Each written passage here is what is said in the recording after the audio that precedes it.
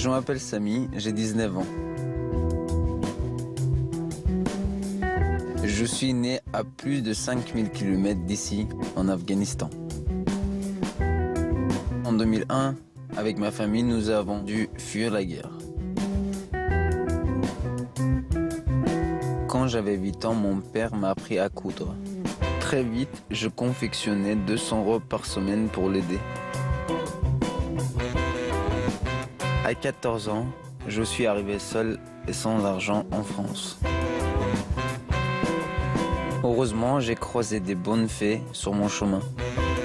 Aujourd'hui, j'ai l'impression de vivre un rêve.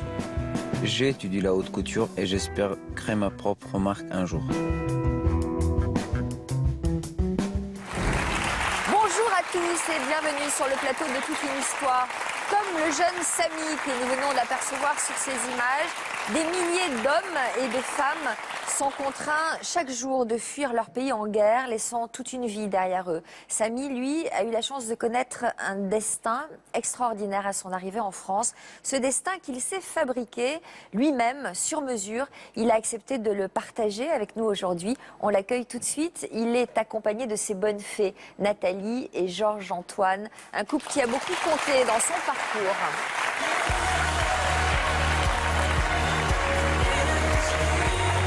Bonjour Samy, merci d'être là. Bonjour Nathalie. Bonjour Georges-Antoine.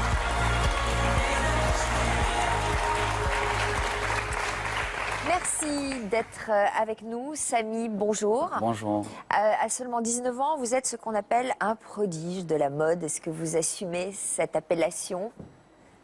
Ce sont les médias qui vous ont donné un joli surnom d'ailleurs. Comment vous ont-ils appelé ? En fait, dans les médias, toujours, il y a là, ce que je pense, c'est Afghan de la velours. Afghan de velours, avec un jeu de mots sur des gants de velours, une main de fer dans un gant de velours. Le velours, c'est une matière que vous aimez bien travailler ? Oui, oui, parce qu'en même temps, dans la haute couture, on travaille beaucoup avec de la velours. Ouais. Mais après ça, c'est le surnom que c'est les médias qui m'ont mis. Mais... Ouais. Je trouve que c'est encore plus joli de la velours que du velours d'ailleurs. Alors vous êtes aujourd'hui en apprentissage chez l'un des plus grands couturiers français. De qui s'agit-il ? Jean-Paul Gaultier. Magnifique. Et vous avez 19 ans seulement. Donc j'imagine qu'il ne vous a pas choisi par hasard. Qu'est-ce que ça vous fait de travailler auprès d'une telle pointure de la mode ? En fait, ça me fait plaisir, c'est un rêve parce que déjà il faut avoir la chance de travailler dans une boîte comme ça. C'est un couturier qui vous faisait rêver, dont le travail vous plaisait ? Là, oui, parce que quand j'ai commencé à travailler avec lui, quand j'ai envoyé mes lettres de motivation pour travailler dans son entreprise, je ne le connaissais pas. Ouais. Mais après, petit à petit... Vous aviez, vous, un couturier de référence en tête ? Non. C'était moi que j'avais en tête de devenir, en fait, de réussite dans ma vie et que de faire ma... Mais vous n'étiez pas particulièrement attiré par la mode française ? Je connaissais pas. Je connaissais pas. Quand je suis arrivé, c'est encore plus étonnant, quoi. Quand je suis arrivé, je connaissais personne. En fait, je savais même pas qu'il y a des grands couturiers. Et je connaissais ni Marc Chanel, ni Gaultier, ni les autres. Alors, on va revenir en détail sur votre parcours. Présentez-nous juste le couple qui est à vos côtés, Nathalie et Georges-Antoine. Qu'est-ce qu'ils représentent pour vous ? C'est mon parrain et ma marraine. Oui. C'est mon parrain et ma marraine de cœur. Face à vous aujourd'hui, quelqu'un qui est très admiratif de votre parcours, c'est David Lefrançois, notre coach expert en neurosciences. Bonjour David. Bonjour. Vous avez découvert l'histoire de Samy il y a quelques jours. Qu'est-ce qui, d'entrée, vous a interpellé et touché chez ce jeune homme ? Alors moi, d'abord, j'ai trouvé le parcours naturellement impressionnant.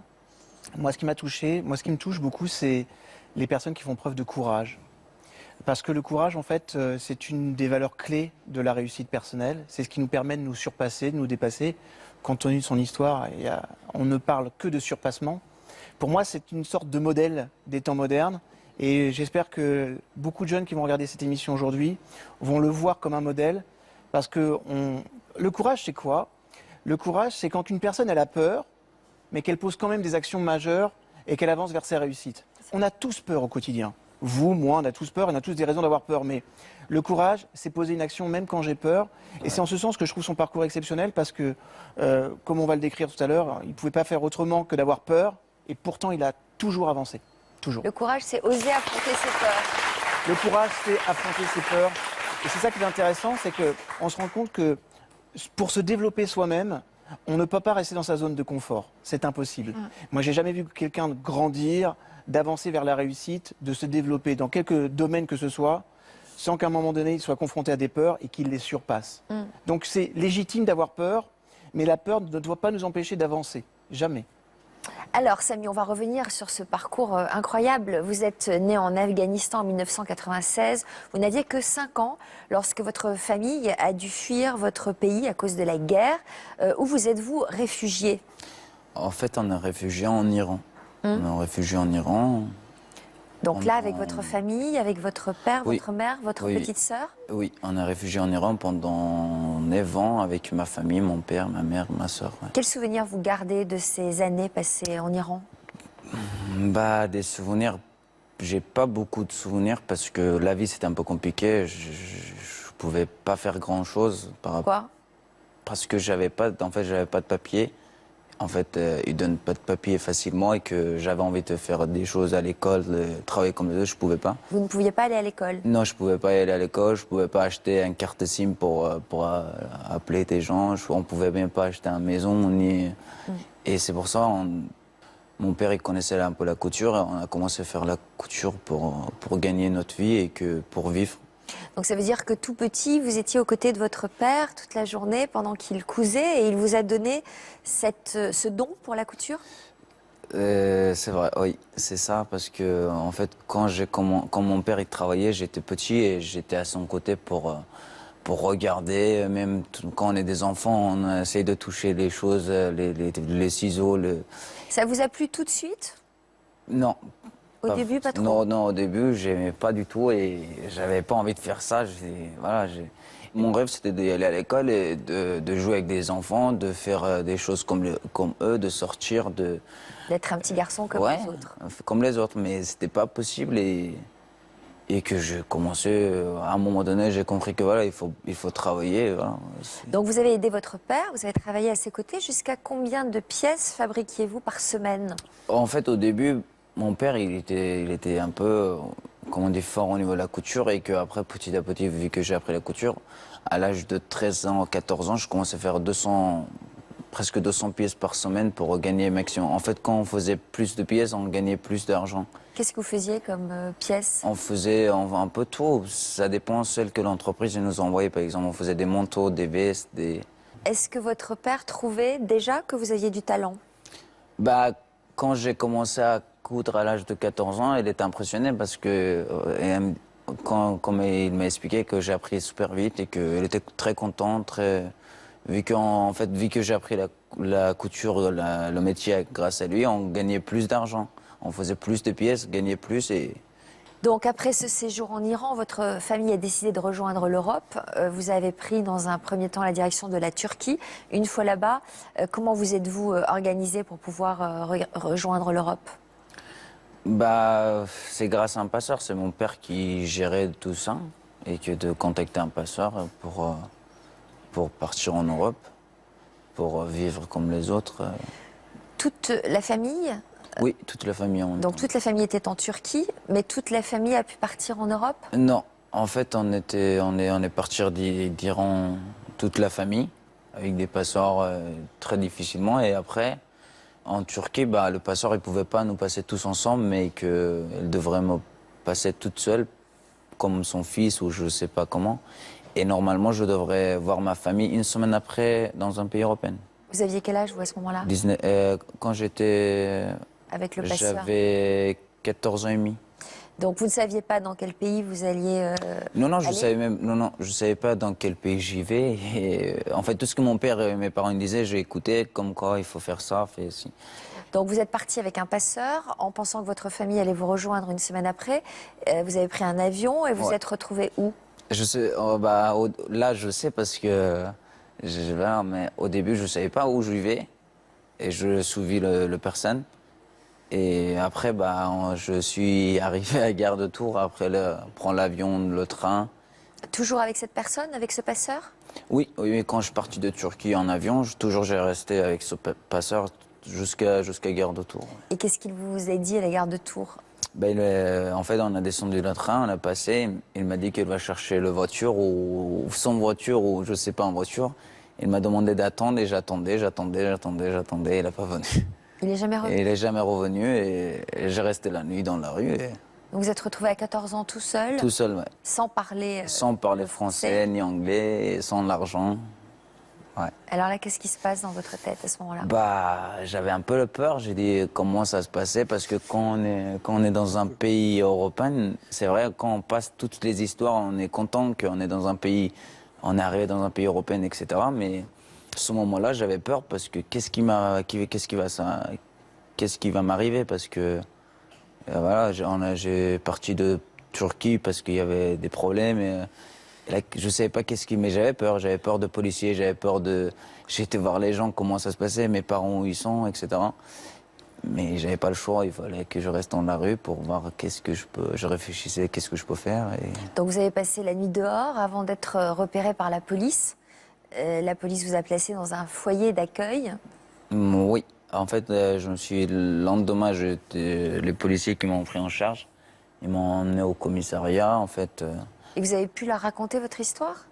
Si, en fait, le problème que c'était la difficulté de la langue, ni anglais ni français, c'est qu'ils m'ont demandé, c'était mon âge, en fait, comment ils m'ont demandé, c'est qu'ils ont dessiné un gâteau sur un tableau avec des bougies et des chiffres à côté. Et ils m'ont demandé, genre, en fait, ils chantaient le Joyeux anniversaire, Happy Birthday to you, genre.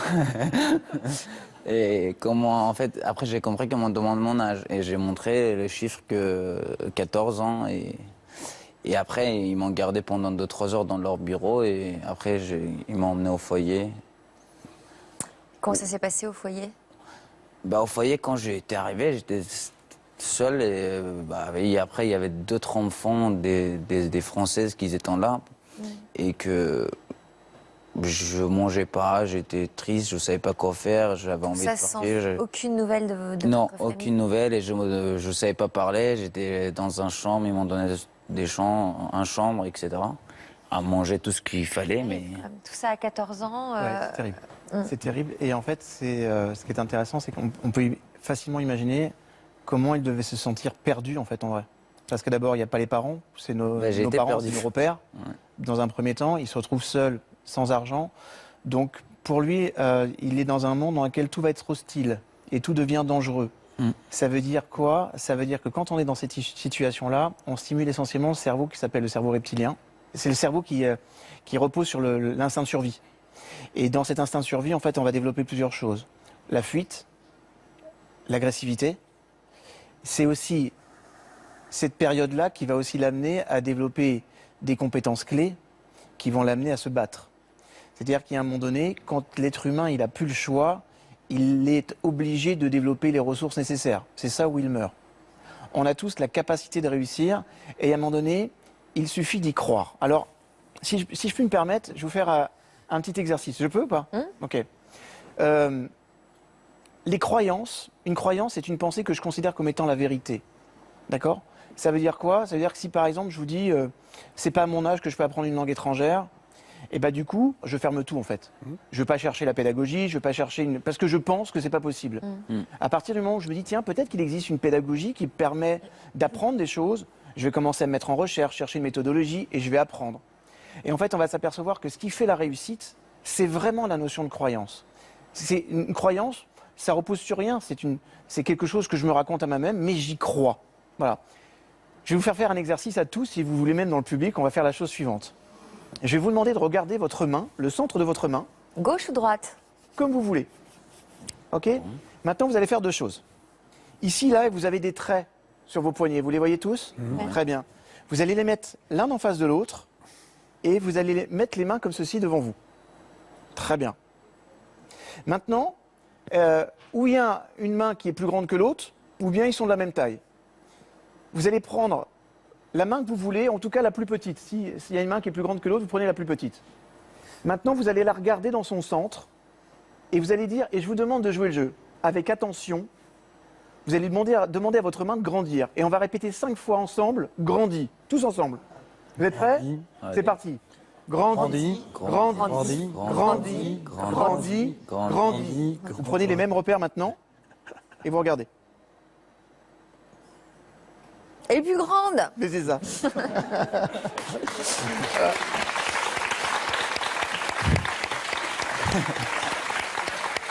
C'est vrai. C'est magique.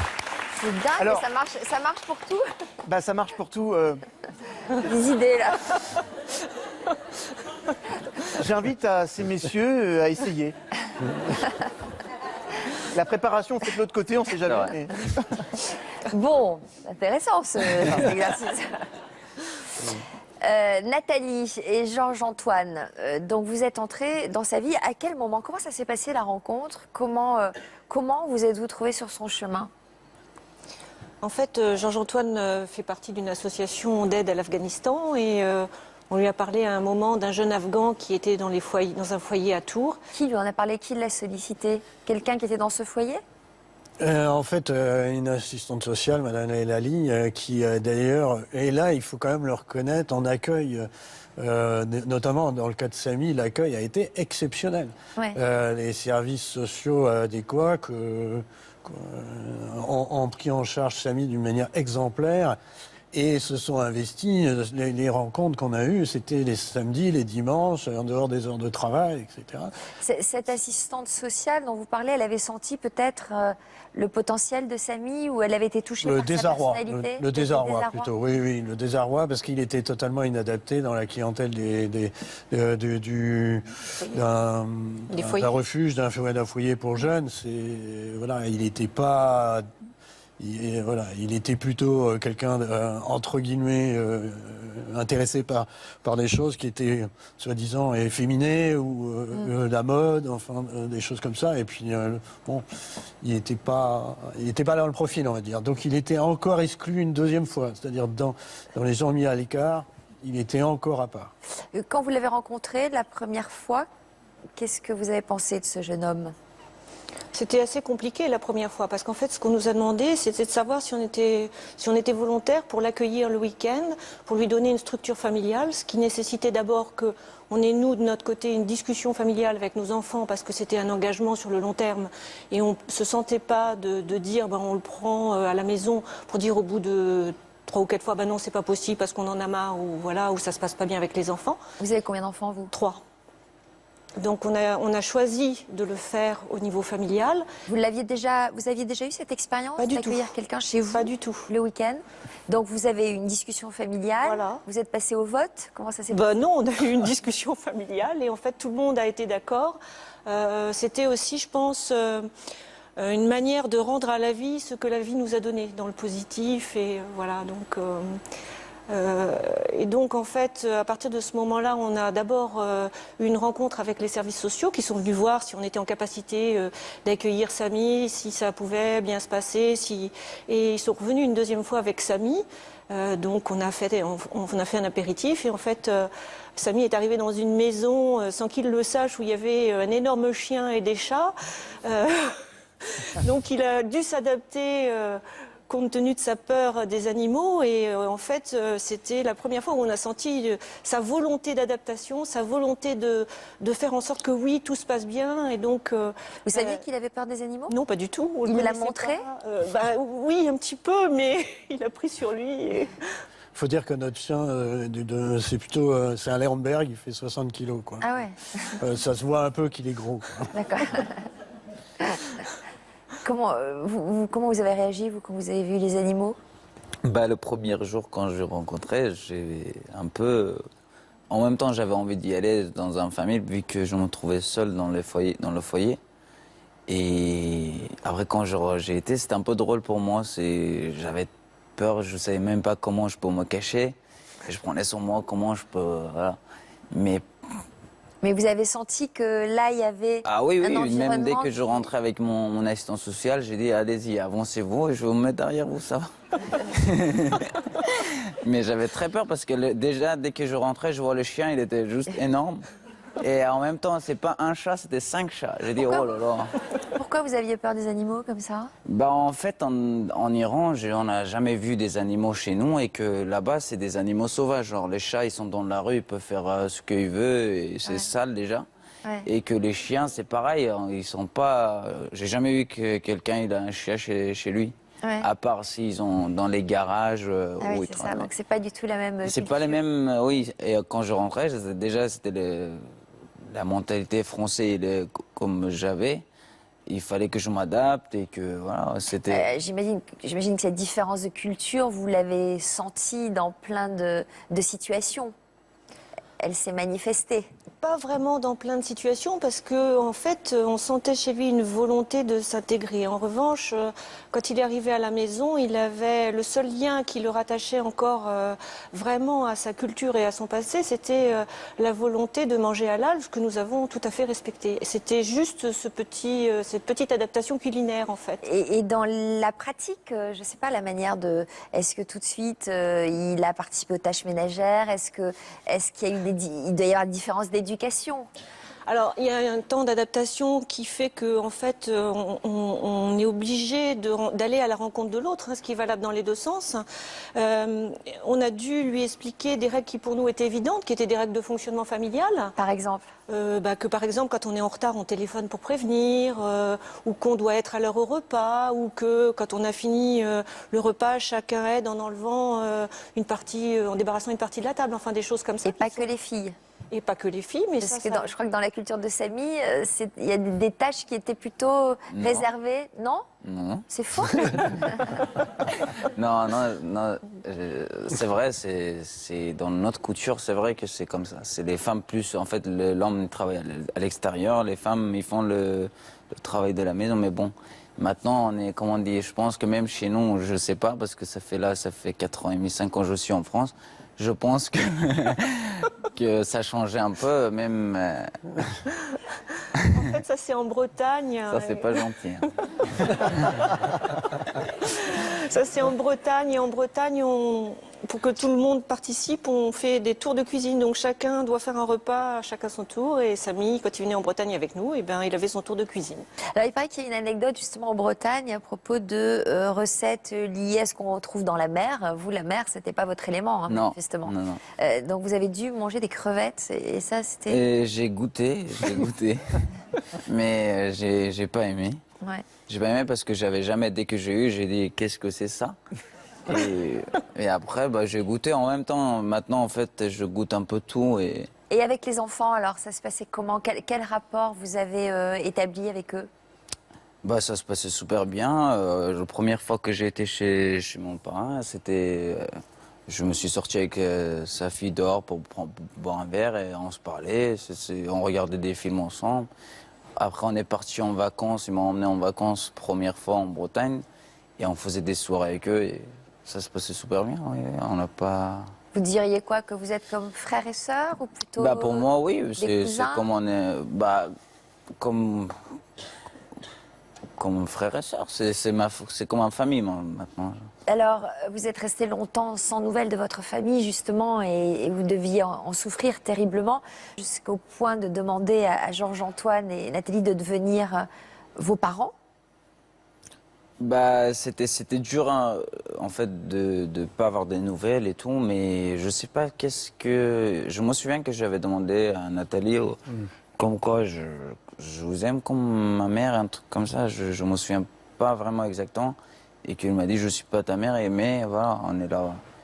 C'était important pour vous de laisser chacun à sa place? Tout à fait. Enfin, je veux dire, on ne savait pas où était sa famille, on ne savait pas ce qu'elle était devenue, mais il n'empêche que il avait quand même une seule mère et un seul père comme chacun d'entre nous, et il fallait pas essayer de prendre cette place-là.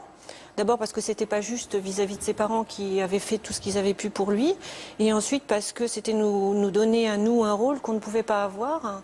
Et donc, à ce moment-là, on en a discuté tous les deux et on a proposé de prendre le rôle de parrain et marraine, enfin le rôle de parrain et marraine tel qu'il est donné dans l'Église catholique, sans notion religieuse, mais qui est de dire... on ne se dérobe pas, on est là. On ne se dérobe pas, et en cas de défection des parents, quelle que soit la raison, nous, on t'aidera à grandir. Voilà. C'est joli. C'est joli et c'est juste. D'abord, c'est juste, c'est psychologiquement juste. Voilà, c'est profondément bienveillant. Et c'est important que justement, dans l'esprit de cet enfant, la notion de parentalité soit à sa place. Mais il y a une chose que j'ai beaucoup aimée, c'est que lui, il en fasse la demande. Ça veut dire qu'il a des besoins. Et ce que je veux dire par là, c'est que parfois, on ne choisit pas sa famille obligatoirement, on ne choisit pas ses parents. Et je rencontre régulièrement des personnes qui me disent « mais moi, j'aurais préféré avoir d'autres parents ». Et voilà. C'est une chose qui est importante. Vos parents sont vos parents, vous les avez, vous les gardez. Mais on peut choisir des figures parentales. Et ça, c'est un message que j'adresse à tout le monde. Si parfois, on n'a pas obligatoirement les parents qu'on aurait rêvé d'avoir, acceptez-les comme ils sont, aimez-les comme ils sont, mais choisissez-vous aussi d'autres figures parentales, c'est-à-dire des personnes que vous choisissez pour vous transmettre les bonnes valeurs. On a le droit de choisir nos héros. Et ça, c'est important. Et j'ai trouvé en tout cas votre positionnement incroyablement intelligent et empreint d'amour. Parce que la facilité, ça aurait été d'accepter. Ça ne devait pas être facile de refuser, mais c'était la juste place. Ça, c'est important. Donc vous êtes resté longtemps sans nouvelles de vos parents, 1 an et demi, ça paraît interminable, ouais. Jusqu'au jour où vous avez reçu un message sur Facebook. Oui, j'ai resté pendant 1 an et demi. En fait, je suis parti, j'ai joué au foot au club de Chambre de Tours. Là, j'étais dans une famille d'accueil et je rentre le soir vers 21h, un truc comme ça. Je vais sur Facebook pour voir... Une autre famille d'accueil que oui, c'était une famille d'accueil qui ça se passait super bien. Mais ça, c'était après eux? Non, c'était en même temps. En même temps, ouais. Vous aviez 2 familles d'accueil? C'était en même temps parce que, en fait, la famille d'accueil, c'était pendant la semaine. D'accord. Mais mon père et ma mère, c'était le week-end et les vacances.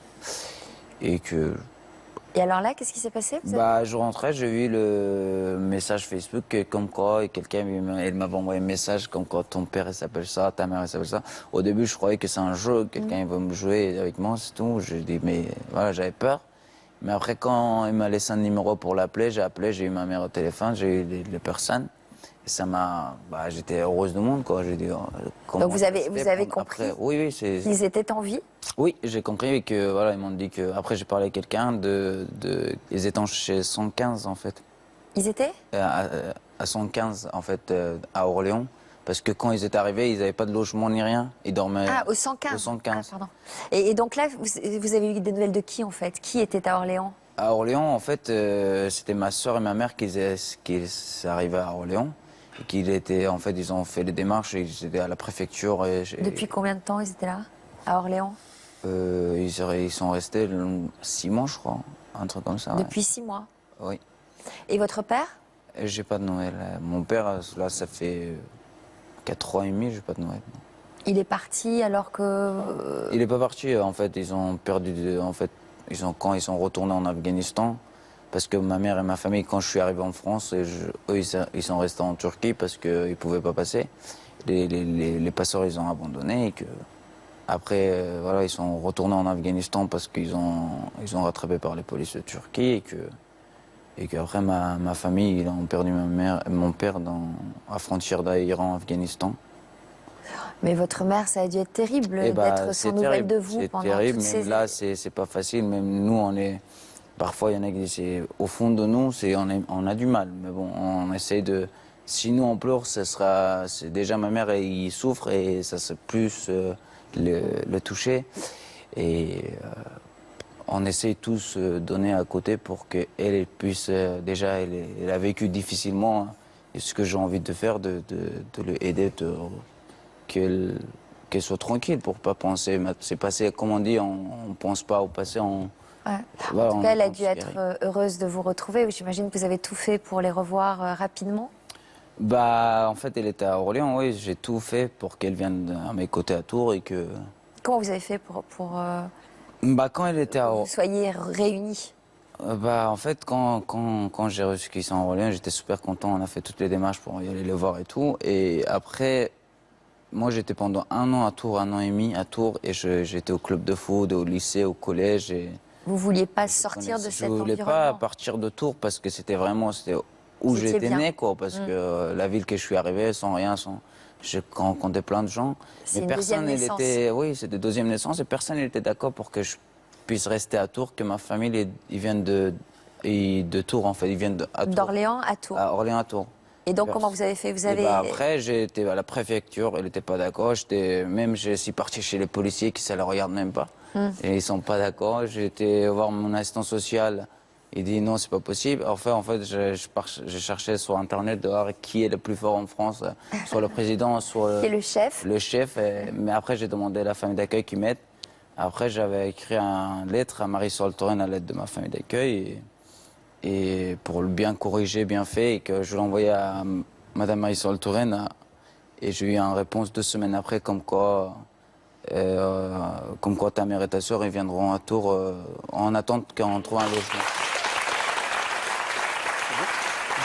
Il y a quand même quelques éléments positifs en France quand même. Oui, on l'a tout critiqué, mais en l'occurrence, et l'accueil de Samy dans ce foyer, et la réponse assez rapide quand même, là, hein, des autorités.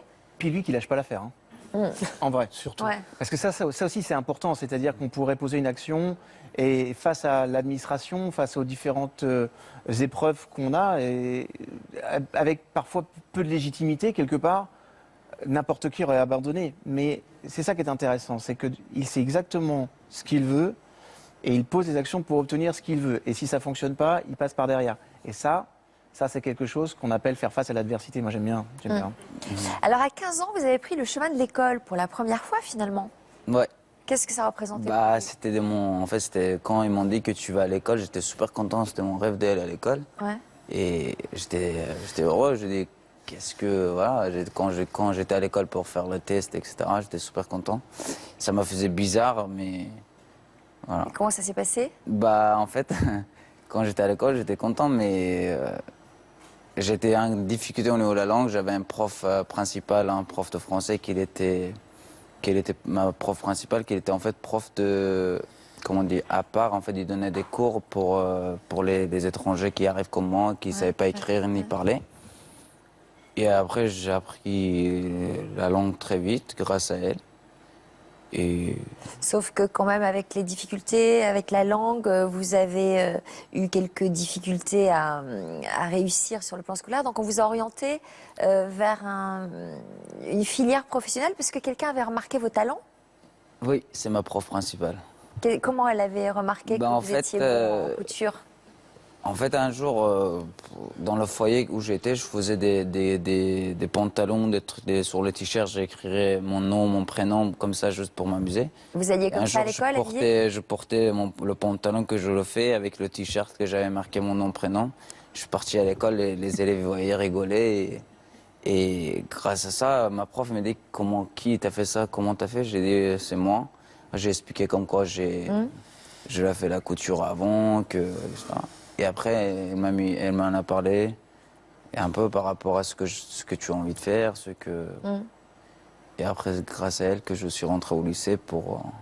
Il paraît que vous y alliez souvent en costume aussi au lycée. Je voulais pas dire, mais oui, c'est vrai, parce qu'en fait, vu que j'ai jamais été à l'école, je regardais à la télé, quand j'étais en Iran, les pays européens et tout, et je voyais à la télé qu'en Europe, les élèves, les petits, ils vont en costume à l'école et tout. Et je portais le costume à l'école et les élèves, ils me prenaient pour un prof. Donc, vous avez opté pour une filière professionnelle spécialisée dans la couture et vous avez fait votre premier stage en alternance, j'imagine, chez John Galliano. Oui. C'est pas rien non plus. Ouais. Quand vous avez atterri chez... Vous le connaissiez, John Galliano? Non, je connaissais, comme je vous ai dit, je connaissais aucun couturier connu, aucun... C'est pas rien quand même, vous. En fait, j'étais au collège, après je suis parti au lycée. Au lycée, en fait, en seconde, j'ai fait des stages dans des retoucheries. Et en première année, je devrais faire des stages. Et en fait, pour y aller, j'ai demandé à ma prof comment je peux faire pour y aller dans une entreprise. C'est quoi l'entreprise connue? En fait, elle m'a écrit 4 noms de grandes entreprises, Chanel, Dior, Jean-Paul Gaultier, Kenzo. Ouais. J'ai envoyé des lettres, ça m'a marché. Et ce que je l'ai fait, je suis parti à la poste, j'ai acheté 70 enveloppes. Ouais. Avec les sous-vies et tout. Et je demandais à une amie pour qu'il me fasse toutes les listes de toutes les grandes maisons en France. Elle m'a fait, j'ai envoyé 70 lettres de motivation, 10 avec CV et des photos. Normal. Et c'est entreprise Jean Galliano qui m'ont contacté pour... Qu'est-ce que vous pensez de son look? C'est drôle. C'est Drôle. drôle. Depuis le début, on tourne en fait autour de la question. Il fait du Sami Nouri. En réalité, quand il dit qu'il connaît pas les couturiers français, c'est pas de la. Ils se vendent pas du tout d'être au-dessus. Simplement, il est tout à fait honnête. Il dit je sais pas, mais en plus, par contre, il a une idée très précise. Et quand il dit qu'il fait de l'oriental, c'est vrai. Il part dans tout un tas de possibilités aujourd'hui, et on voit bien que par contre, il se cherche encore aujourd'hui, quoi. Alors, vous, votre rôle, ça a été quand même de lui permettre de garder les pieds sur terre, parce qu'il peut lui arriver de partir un peu en vrille, comme on dit. Hein? Oui, c'est clair que du coup, il lui fallait aussi quelqu'un qui lui dise non, ça c'est pas bien. Ça... Enfin, on a joué un rôle, oui, par exemple, un petit peu comme ça. Qu'est-ce qu'il a pu faire Travail à l'école, et même les matières que t'aimes pas, t'essayes quand même de faire, d'avoir la moyenne. Là, tout de suite, par exemple, maintenant, ça serait bien aussi que tous les, je sais pas, le français, les maths, il n'y a pas une histoire de téléviseur aussi, de télévision? Je vois que vous êtes au courant. Ah. Hein? Si, oui. Ah, voilà, il a pensé que c'était quand même vraiment sympa d'avoir un très très grand téléviseur dans une toute petite pièce et que sa maman et sa sœur trouvent beaucoup trop grand. Mais bon, c'est vrai que c'est un très beau téléviseur. Bon. Alors, durant ces années de lycée, Samy, il y a une personne qui a beaucoup compté pour vous, c'est Françoise DeVos, la proviseure de l'établissement dans lequel vous étiez scolarisé, l'établissement spécialisé, professionnel ou le précédent? C'est un lycée professionnel, mais ils font plusieurs métiers dans le lycée, qu'il y a le métier de la mode qu'il était dedans aussi. Elle a tenu à être avec nous aujourd'hui et on l'accueille.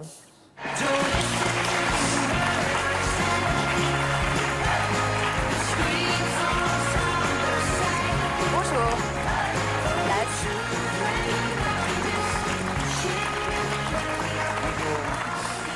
J'imagine, Françoise, que ça vous fait très plaisir d'être là parmi nous aujourd'hui, que vous devez être très fière d'avoir cru en ce garçon. Oui, effectivement. Effectivement, nous y avons cru, mais je crois que c'est lui aussi qui nous permet d'y croire parce que il est extrêmement tenace et il est très déterminé et je crois, dans toutes ces difficultés, en fait, il a toujours voulu aller de l'avant, voulu réussir. Alors, jusqu'à vous surprendre, hein, parce qu'un jour, il est venu vous voir en vous disant qu'il voulait organiser un défilé. Vous avez cru qu'il s'agissait du traditionnel défilé de fin d'année. En fait, pas du tout. Oui, en fait, c'était son année de seconde. Il avait participé avec les élèves de sa classe au défilé que nous organisons pour les portes ouvertes de l'établissement. Très bien, c'était au mois de mars. Et puis en fin d'année scolaire, donc juste avant les vacances d'été, il vient me voir dans mon bureau et il me dit voilà, je viens vous demander si je peux faire des robes pour le défilé. Alors, c'est vrai que je n'ai pas trop compris la question, mais je me suis dit, pourquoi pas? Effectivement, faire des robes pour le défilé, pour moi, c'était les portes ouvertes de l'année suivante. Donc, j'ai assez vite répondu, bien sûr, Samy, tu peux faire des robes. Voilà, et l'été passe, et au mois de septembre, il revient me voir, et il me dit, en gros... voilà, madame, j'ai fait les robes, quand est-ce qu'on fait mon défilé? Alors, j'ai dit, comment ça, ton défilé? Et combien de robes? Alors, il m'a expliqué qu'il avait travaillé durant l'été et qu'il avait une 30aine de robes. Ah oui, quand même. Qui étaient cousues.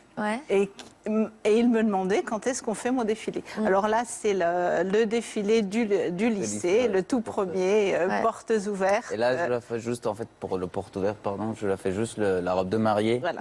C'est pour ça que je suis en train de... Il avait fabriqué la robe de mariée et c'est une élève de sa classe quand ils étaient en seconde. Et donc, il voulait faire son propre défilé. Alors, il fallait trouver un lieu. Il fallait trouver un lieu. Alors, nous y avons beaucoup réfléchi. Il est venu toquer à ma porte de nombreuses fois. Nous avions pensé au au gymnase qui était à côté du lycée, mais ça nous a été interdit parce que c'est un gymnase, c'était pas approprié. Donc après, il a fallu que tout le monde cherche et puis que ce soit pas trop onéreux non plus, parce que alors moi je me suis sentie engagée moralement vis-à-vis de lui. Je lui avais dit oui. J'avais pas bien compris ce qu'il voulait, mais j'avais dit oui. Donc à partir de ce moment-là, vous avez quand même découvert qu'il n'y a pas que vous qui le sollicitez pour ce défilé. Ah ben il était extrêmement tenace. Ça il le voulait. Il le voulait même idéalement avant ses 18 ans, parce qu'il m'avait expliqué quand même ce serait mieux si c'était un élève même pas majeur qui fasse un premier défilé. Vous étiez allé voir aussi le maire, la municipalité, pour voir si la mairie pouvait vous trouver une salle. J'ai fait beaucoup j'ai été voir plusieurs personnes.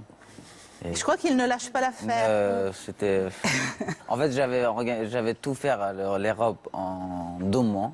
Tout est prêt pour défiler, mais là, j'attendais au moins 4 mois pour avoir une salle, quoi, parce que c'est pas facile. Ça allait passer vite. Donc finalement, vous l'avez fait, ce défilé. Oui. Ça a été un succès. Oui, c'est tout. En fait, maintenant, même si je suis là aujourd'hui, c'est grâce à ce défilé. Qu'est-ce que vous avez pensé de ces créations? D'ailleurs, on en avait parlé avant même le défilé, puisqu'on lui avait demandé quel genre de robe il avait cousu. Et il m'avait expliqué que c'était des robes sexy.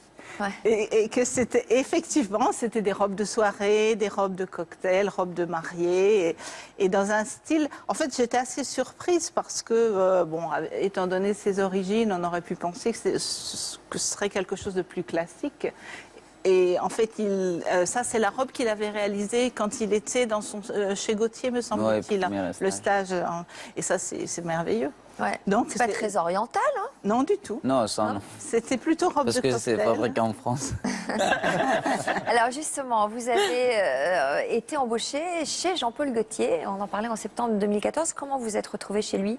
Pareil, vous avez écrit Non, en fait, j'ai envoyé En fait, vu que j'étais chez Gallieno, j'ai rencontré des gens et j'ai rencontré quelqu'un qui connaissait quelqu'un chez Gaultier. Vous l'avez rencontré? Après, je l'ai envoyé... Rencontré Gaultier? Oui. J'ai déjà vu, mais pas... Oui, mais je l'ai rencontré, mais pas en... Voilà, c'est comment... Elle descend de temps en temps, mais pas... Donc vous avez rencontré quelqu'un qui était chez Gaultier, que après j'ai donné mon CV, lettre de motivation, et je fait un stage d'abord de 5 semaines pour le lycée. Ouais. Et après ça, j'ai commencé à faire j'ai demandé si je peux faire un apprentissage, et ils étaient d'accord et je fais un apprentissage. Donc cela fait 1 an et demi que vous avez quitté Tours pour débuter cette nouvelle vie d'apprenti couturier à Paris. Mais cette ville de Tours garde aujourd'hui une grande importance à vos yeux, car vous dites souvent que vous y êtes né et que c'est là-bas que tout a commencé pour vous. Il y a quelques jours, vous avez embarqué notre équipe à Tours. On regarde ces images et on se retrouve après. À Tours, en Indre-et-Loire. Samy est arrivé dans cette ville il y a 5 ans.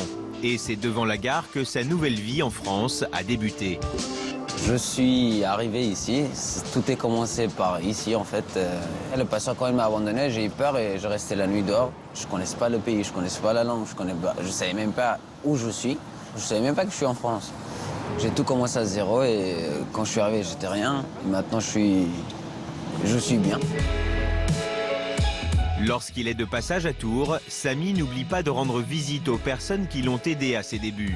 Ça va? Ça va et toi? Il y a 3 ans, Assia l'a accueilli pour son tout premier stage dans sa retoucherie. Tu fais quoi en ce moment? On a beaucoup de travail. Là, j'ai réussi à livrer ce que j'avais hier. Par contre, là, ce matin, on a beaucoup de retard, du coup, ce matin. Bon, tu vas nous donner un coup de main? Ouais, si tu veux. Ouais. Bah ouais. La première fois, quand je l'ai vu, j'avais un peu peur. J'ai pensé que ça va être un peu dur, son stage. Maintenant, quand il est passé sur la machine, franchement, c'est la façon comment il tient la machine, comment il pique. En fait, j'ai l'impression qu'il est né avec. T'as pas perdu la main? Tu sais pas que je suis dans le métier. Hein. Oui, c'est vrai, oui. Assia, c'était la première personne qui m'a aidé. Ici, pour moi, c'est important parce que c'est comme ma seconde famille. En fait, c'est comme chez moi, quoi. Moi, Samy, je le considère comme mon fils. J'espère qu'il ira loin et je vais être fière de lui. J'adore les couleurs. En plus, ça va avec ta chemise, tu vois. Ouais.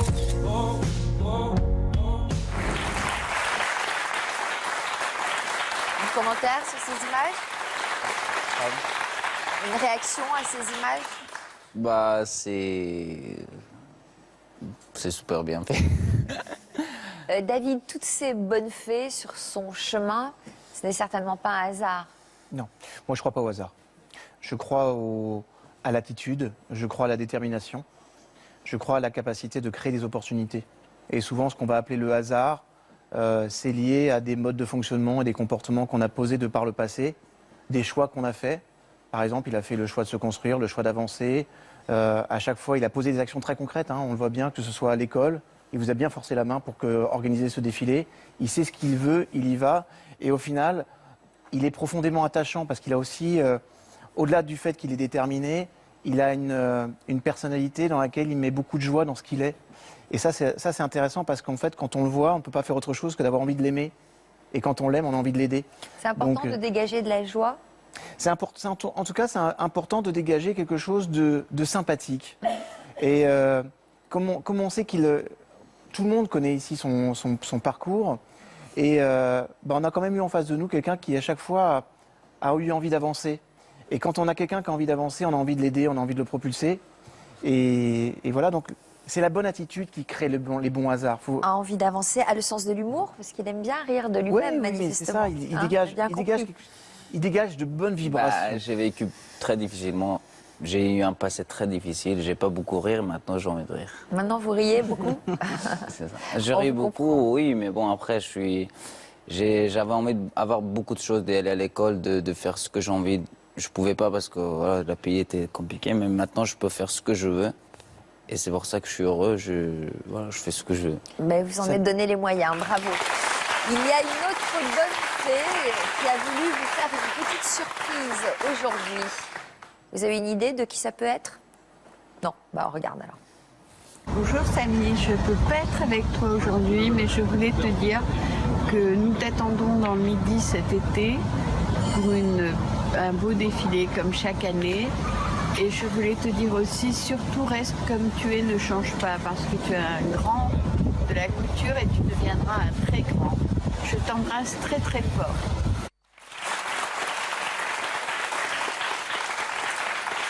Alors, qui est cette femme? Comment s'appelle-t-elle? Elle s'appelle Betty. Betty Parmentier. En fait, c'est une dame que je connais à la Croix-Valmer.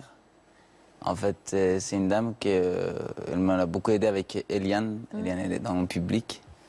Et elle m'en a beaucoup aidé toutes les deux parce qu'en fait, Eliane et Betty ils travaillaient ensemble. Et quand je suis arrivé à Saint-Tropez, j'étais un peu perdu. J'étais dans la rue, je n'avais pas de logement, je voulais organiser un défilé. Et c'est eux qui m'ont aidé pour me loger, pour organiser ce défilé. Donc, elles vous ont permis de faire un défilé là-bas. On voit d'ailleurs des images de ces défilés. Oh, là encore, c'est pas très oriental, hein? Vous trouvez ça oriental? Là, c'est le dernier défilé qu'on a organisé. C'est chouette, ça a marché? Oui, c'est Et vous avez eu de bons retours? Oui, ça va, oui. Mais... Alors, il paraît que vous avez aussi trouvé une jolie Française. Oui.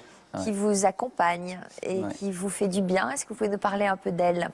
Là, depuis que je suis à Paris, je commençais le travail et l'école. En fait, j'ai trouvé une copine qui est dans le public aussi, que en fait, elle est à mes côtés pour m'aider tout le temps. Et voilà. Une copine? Oui, une amoureuse. Ah, une amoureuse quand même. Ouais. Alors, elle s'appelle Pauline et elle accepte de venir vous rejoindre sur notre plateau.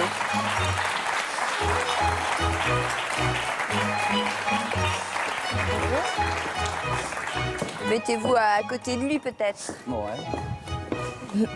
Très jolie amoureuse. Comment vous êtes rencontrés tous les deux? Je vais les expliquer. On s'est rencontrés à l'école. Oui. Donc, il m'a draguée à la cafétéria.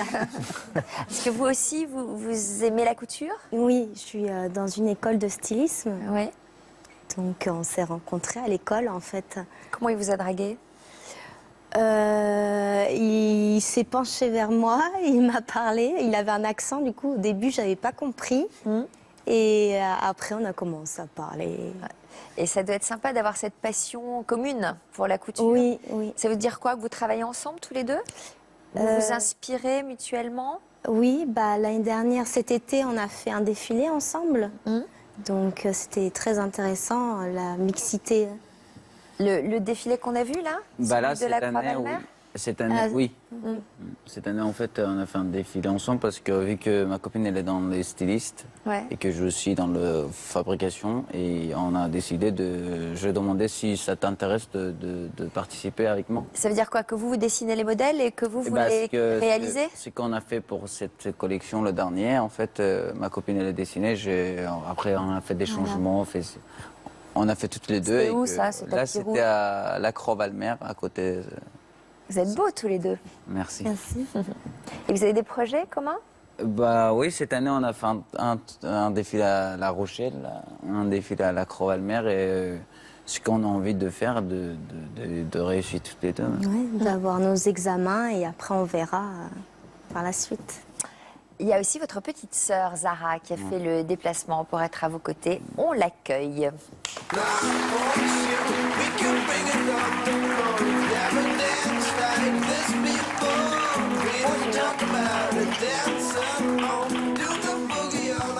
Zara, vous avez suivi l'émission depuis les coulisses. On parlait tout à l'heure de vos retrouvailles avec Samy. J'imagine que ça a été un moment d'émotion intense. Oui, c'était génial parce qu'on attendait longtemps pour lui voir, on s'inquiétait, on n'avait pas de nouvelles. Et on était très contente, c'était génial.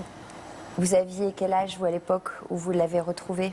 Quand je l'ai vu, 13 ans et demi, je pense. Vous portez quel regard sur son parcours? Je suis très fière de lui, j'espère qu'il va loin. Et il a réussi ce qu'il rêvait. Je suis très contente.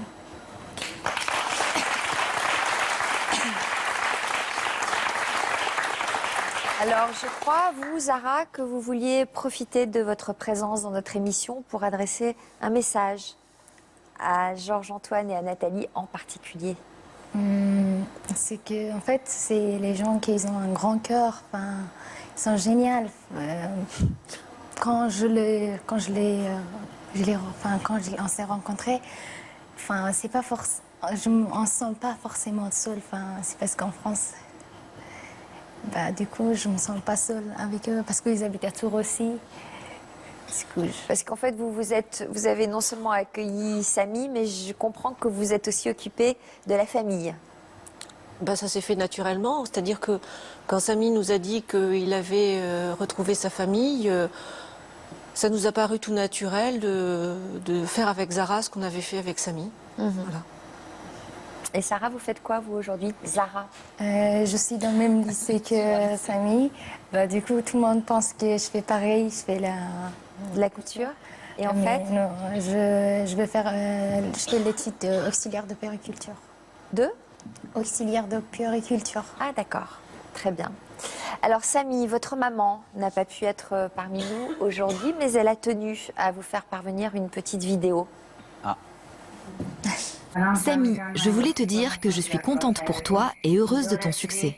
J'espère que tu vas réussir à aller encore plus loin. Je suis fière de toi et je suis sûre que si ton père était là, il serait très fier de toi.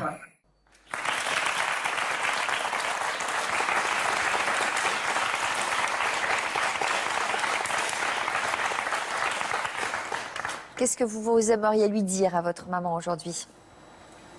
Mais que je fais tout pour qu'elle soit heureuse. Que je l'aime.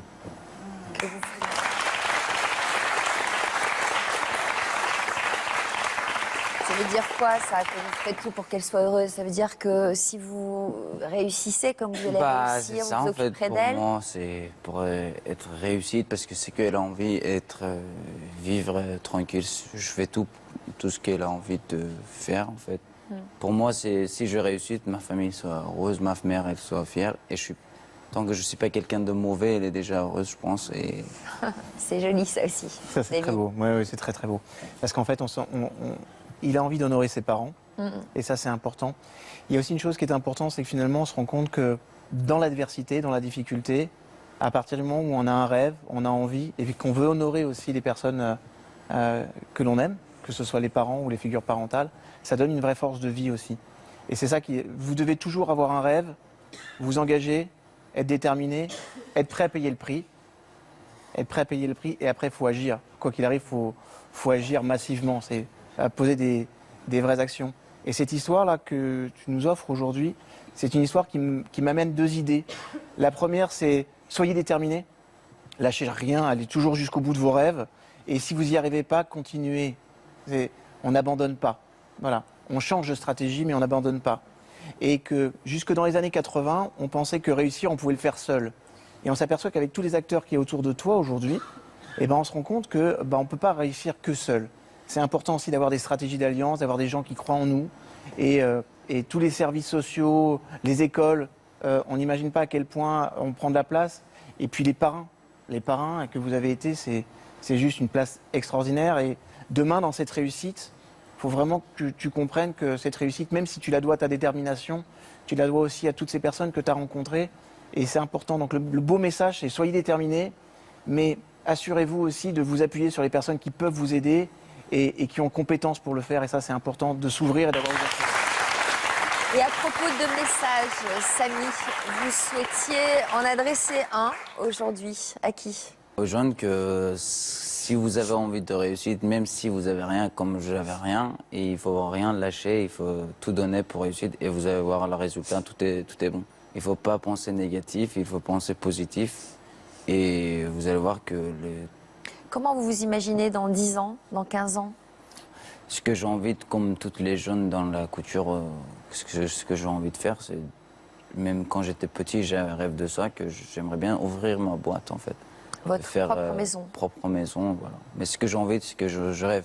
Qui portera votre nom? Qui porterait votre nom? Oui, qui sera mon nom et que je lâcherai rien pour faire ça. Après, je ne sais pas si je peux réussir ou... Mais... Samy Nouri, retenez ce nom-là, Samy Nouri. On entendra, j'imagine, parler. Merci en tout cas pour cette belle leçon de vie et merci à vos proches et au conseil de David Lefrançois. Merci à vous tous d'avoir toujours autant d'appétit et de curiosité pour ce type de témoignage. Nous rend tous un peu meilleurs chaque jour. En tout cas, nous l'espérons.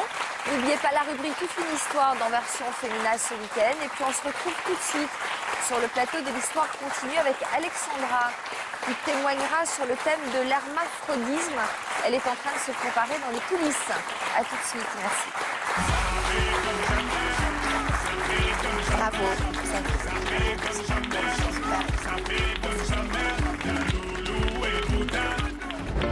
Vous vous souvenez certainement d'Alexandra, qui avait découvert à l'âge adulte qu'elle était née hermaphrodite. Même si j'avais un sexe masculin, je me sentais tout à fait comme une petite fille. Au fil des années, Alexandra était devenue une femme à part entière. Quelle solution avez-vous imaginé pour être en accord avec vous-même? L'opération, tout simplement. Je n'ai plus ce boulet. Et dans l'histoire continue, c'est une Alexandra épanouie que nous retrouverons là où elle a démarré une nouvelle vie. Tu la sens, toi, la différence? Bon, t'es grande, et blonde et jolie. Elle nous racontera la suite de son histoire incroyable et nous fera partager un moment fort de sa vie dans un instant. T'es magnifique. Chaque femme est violée. Je l'identifie à ma femme. Comment pouvons-nous nous taire? Bientôt, au sommaire de Toute une histoire. Pourquoi vous avez choisi d'être médecin? Ça vient de mon père. Parce que lui, il était pasteur. Je l'avais reproché, papa, mais pourquoi vous priez, vous ne donnez pas des médicaments? Il m'a dit, je ne suis pas médecin. Et j'ai dit à mon père, alors vous allez continuer à prier, moi je vais devenir médecin. Depuis 17 ans, le docteur Denis Mukwege met sa vie en danger pour sauver des milliers de femmes. J'avais fait 8 mois dans la forêt. 8 mois à subir leur viol? Oui. Que représente Denis à vos yeux? Il nous avait accueillis avec toute gentillesse, vraiment. Il nous considérait comme ses filles. Vous avez même été victime d'un attentat? Je ne sais même pas comment j'avais échappé. Il a décidé que non, il ne pouvait pas rester en exil, qu'il devait rentrer, que c'était son devoir. Alice, qui elle aussi met l'homme au centre de son combat pour les femmes, a tenu à le rencontrer. Près de 83 000 femmes sont violées en France chaque année. Et quand j'ai constaté ça, je me suis dit, il faut agir. Et vu la prise de conscience que ça avait généré sur moi, je me suis dit, je vais essayer de faire connaître ces chiffres. Voilà. Et sans lui, je ne serais pas ce que je suis aujourd'hui. Il représente mon père maintenant. Je suis très ému. Kini ya kuwa hapa ni kuwarudishia umutu wenu.